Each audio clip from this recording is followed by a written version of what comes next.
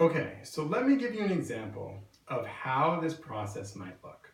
So let's say that the learning for you is to learn to never sell yourself short and to pursue your interests and your passions and really live your dreams no matter how different or out there they might seem. So let's say this is the learning. Now let's explore sabotaging patterns that might be preventing you from really getting and integrating that learning on all levels. So let's say that when you were much younger and you were in elementary school, you had to do a project and you decided to approach this project a little differently. You decided to kind of think outside the box and come at it from an unusual angle.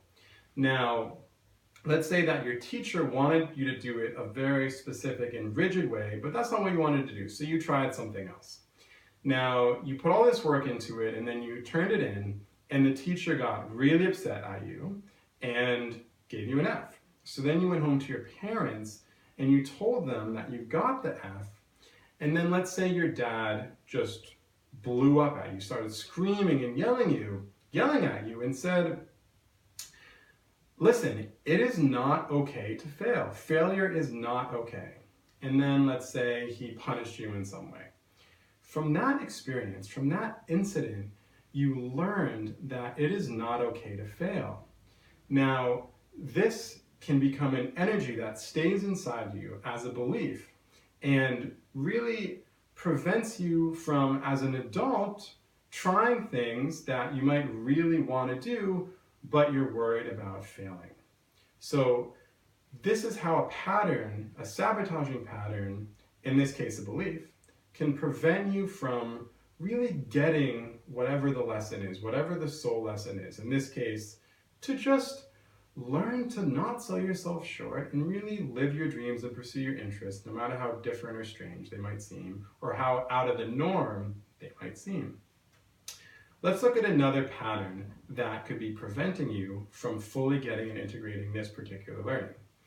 So let's say that when you were younger, you had a group of friends, and these friends were pretty mainstream, and you had some interests that were a little bit more eclectic, a little different, and at one point when you raised these interests with your social circle, they judged you very harshly, very negatively, and made fun of you, and you felt really bad, and it felt really bad, and you started to worry that they would even potentially reject you, and you wouldn't have these friends anymore if you continue to do these things and talk about them with your friends.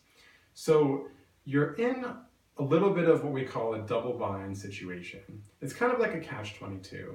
And basically, it's like if you were to get what you wanted, which was to be able to really enjoy and pursue these different interests you have, things would turn out even worse, because then you could lose your entire social circle, right?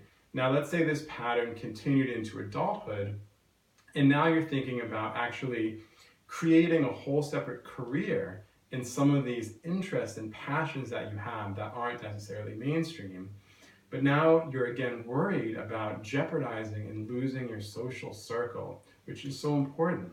So you're kind of stuck. You're in this stuck situation, and we call it a double bind, but it's really like a catch-22, right? So this is how this sabotaging pattern could also prevent you from fully getting and integrating the soul lesson of basically to never sell yourself short, to pursue your dreams, to live your dreams, no matter how different they are from what other people consider normal. If you're passionate about it, you can't sell yourself short, right?